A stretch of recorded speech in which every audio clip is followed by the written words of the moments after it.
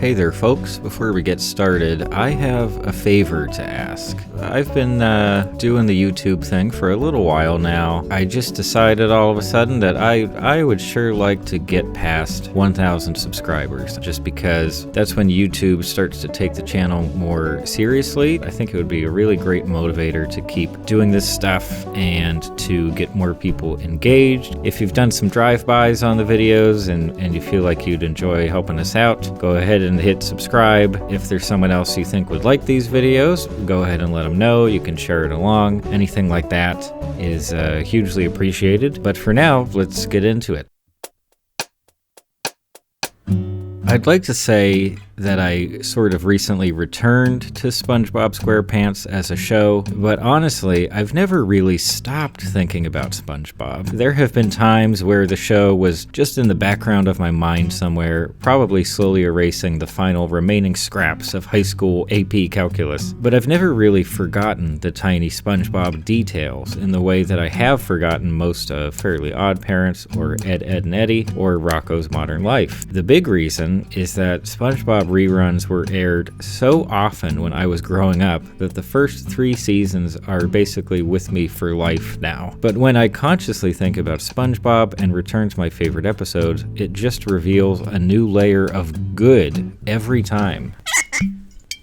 And I think the internet's undying obsession with SpongeBob is pretty good evidence that I'm not alone in my long-term love of the show. It's not a perfect show, and the quality is kind of hit or miss, at least in relation to my personal tastes. In fact, I see parallels to The Simpsons in terms of how fans think and talk about both of these shows and how they've evolved over time. When we say that these are great shows, we're not really referring to every single season and every single episode.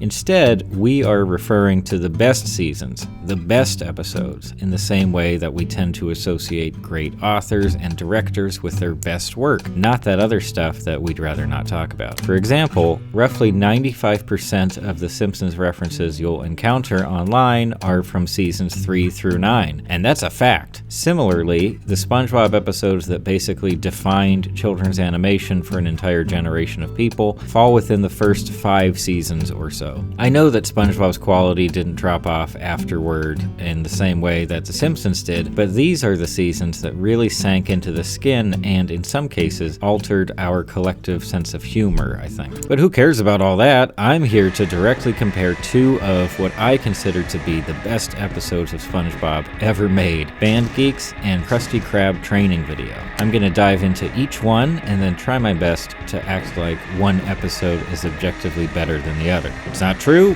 but I'm gonna do it anyway. So, I think that everyone around my age remembers where they were the first time they saw Band Geeks. Back in the day, it felt like they only released a new episode of SpongeBob twice a year or so. It was more often, but it definitely felt that way. Most of the time, you were watching reruns of the same handful of episodes many times over because even that was better than going outside. So when they promoted the release of a new episode, you tuned in, for sure. I have a lot of siblings, and that night, we were all in front of the TV. By the time the episode rolled around to that famous Band Geeks finale at the Bubble Bowl, it was almost too funny and surprising. We were just overwhelmed by what was happening. We were just the right age to experience one of the most notable episodes of one of the most popular animated children's shows of the last 50 years, or more. I just can't compare the experience of watching Band Geeks for the first time to any other episode of any other cartoon. But do I still enjoy it that much? Well, no. In particular, the Bubble Bowl performance just falls flat for me these days. So much of the excitement on the first watch came from the surprise factor. Why are the characters now in the middle of human Super Bowl footage? Why can they now totally shred on their instruments? And what is this song? When that surprise fades after dozens of viewings and, well, basically dozens of years, unfortunately, the scene doesn't hold much comedic value for me. It's kind of funny seeing the characters play instruments and do all kinds of dated rock star moves. It makes them look cool, and it's novel to see them doing something something they haven't done before, but only in the same way that you'll look at an inventive piece of fan art and think, huh, that's kinda neat. There's not a lot of substance in the Bubble Bowl, despite the initial levels of mind-blowing shock value. But hey, Band Geeks isn't all about the Bubble Bowl. Sure, it's the most famous-est scene, but this episode has a lot to offer. First up, Band Geeks gives us some bits of world building. We get a new character in the form of Squilliam Fancy Sun. We get this weird factory location that I guess is like a community center, maybe, and we get to hear from other citizens of Bikini Bottom who are typically just background characters with a few throwaway lines. Big, meaty claws! It might sound silly, but these little touches help make Band Geeks a pleasant watch. Another aspect I love is how we mostly get toned down versions of the main cast. It can be funny to see SpongeBob and Patrick and Squidward and Mr. Krabs acting completely over the top and insane, but as a very sophisticated grown-up now, I prefer when the performances are a little bit subtler. Squidward takes center stage, only having a couple of mental breakdowns in the process, and SpongeBob is basically just a side character trying to keep everyone sort of more or less on the right track. And I guess this is as good a time as ever to talk about the jokes. And my goodness, it is dense with jokes. Yeah, we're with the pet hospital down the street, and I understand you have a dying animal on the premises. Up until the Bubble Bowl show, Band Geeks basically just drags the story along with the least amount of enthusiasm possible so that it can create new opportunities for jokes. The setup is wonderful, but the training sequences are almost unbelievably funny. Looking to add fulfillment to your dull life? Horseradish is not an instrument either. Yeah. When do we get the free food? And the drums!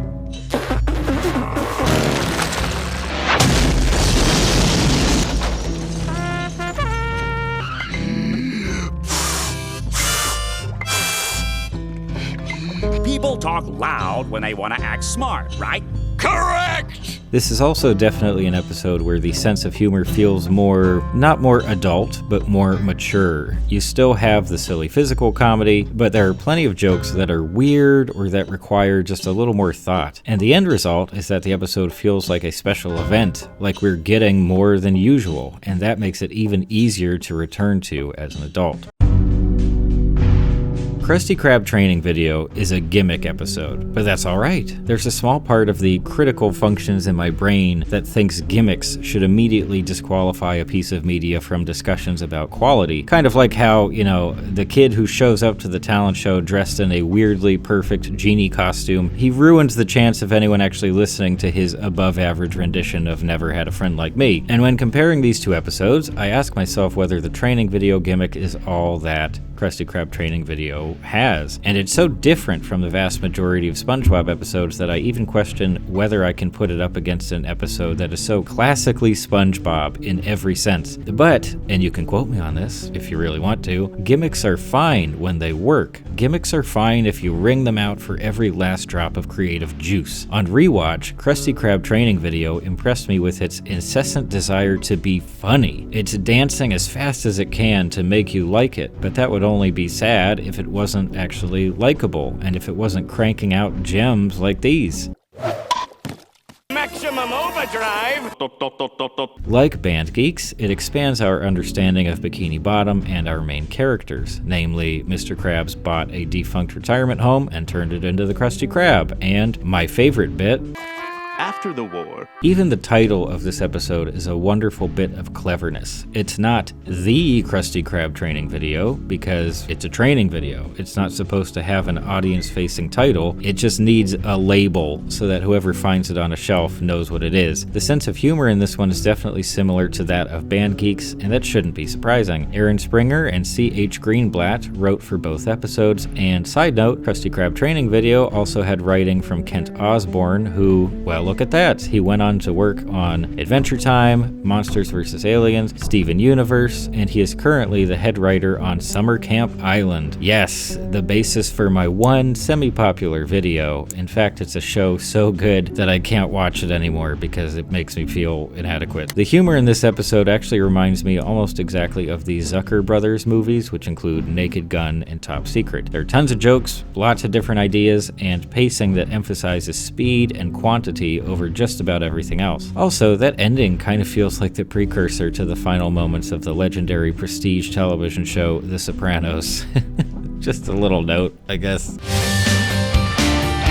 When I started working on this script, I thought that it would be like a fun and fluffy project that I could finish relatively quickly. But now that I have to actually declare one of these episodes better than the other, it's tough. I don't like it.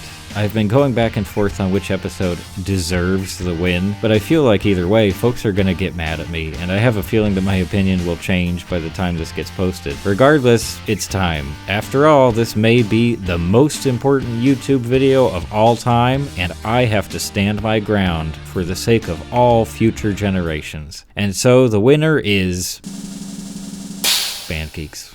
To tell you the truth, I was leaning towards Krusty Krab training video for most of production, but in my heart of hearts, it's Geeks. And it's not just nostalgia steering the ship here, at least not any more than the expected amount. And it's not because of the Bubble Bowl either. I still think that sequence rings hollow after a certain amount of time. But what puts this one over the top for me is that it could have served as the series finale. It borrows its sense of closure from every underdog narrative ever, but the audience still gets to enjoy the warm, fuzzy feelings that come along with the genre. The series would have ended with Squidward getting a win, and with SpongeBob actually finally kind of growing a little bit. He still has his goofy personality, but he's mellowed out a bit, and he wants to help someone, not by imposing something he likes on them, but by helping them achieve something they want. I'm not saying that Band Geeks is the best episode in the series, but it's definitely one of my all-time favorites, and it ends up giving an impression of substance when compared to other favorites like The Secret Box or Graveyard Shift or Rock Bottom, which is one that I might have to talk about some other time. I hope that this video finds lots of SpongeBob fans out in cyberspace, and I hope those fans will tell me things about the show and their relationship with it down in the comments. But until then, I'll just keep on hoping and maybe do some wishing